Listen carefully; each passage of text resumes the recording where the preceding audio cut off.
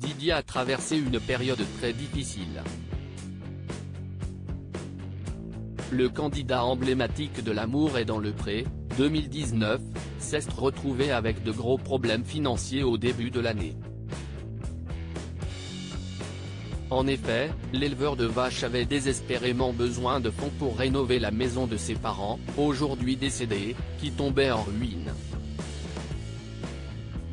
Et aux dernières nouvelles, il vivait sans chauffage ni isolation, avec des murs fissurés et une cave complètement détruite. Bref, son habituation obtenait alors facilement la qualification d'insalubre. Didier s'était alors résolu à lancer une cagnotte pour l'aider à payer la rénovation de sa maison. Et, lors d'une interview pour la Dépêche du Midi, il révèle désormais que cette initiative lui a permis de sortir la tête de l'eau puisqu'il a obtenu près de 3 400 €. On l'a rapidement fermé car il y a eu des problèmes. Des cagnottes ouvertes par d'autres, etc. Je ne voulais pas de soucis en plus, a expliqué l'Aveyronais. La somme récoltée a néanmoins suffi à lancer quelques travaux, lesquels devraient se terminer à la fin du mois d'août. Ainsi, la maison sera complètement remise à neuf pour septembre, nous apprennent nos confrères.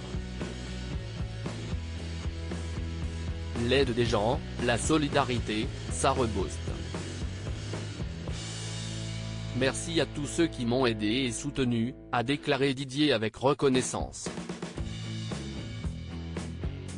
Cette bonne nouvelle, ce n'est pas avec Isabelle qui la partage.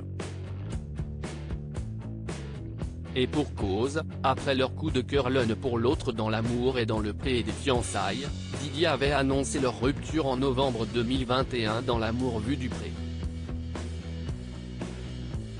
Qu'à cela ne tienne, il a retrouvé l'amour. Toujours auprès de la Dépêche du Midi, il a confié s'épanouir auprès de Marie-Ange, une ex-prétendante du programme romantique de M6, qui a participé en 2021 pour rencontrer l'agriculteur Jean-François. Marie-Ange s'est d'ailleurs révélée être un soutien de taille pour Didier lors de ses galères. À l'époque, elle avait mis la lumière sur sa situation et l'aidait à créer sa cagnotte. Une maison insalubre et indigne d'un homme comme Didier. Il se tue au travail, si est un homme bien. Il ne mérite pas ça. Il ne se plaint jamais. Il ne veut montrer à personne ses problèmes, pourtant aujourd'hui il a besoin d'aider, expliquait-elle. Marie-Ange devrait prochainement s'installer dans l'ouest d'Aveyron pour se rapprocher de l'agriculteur.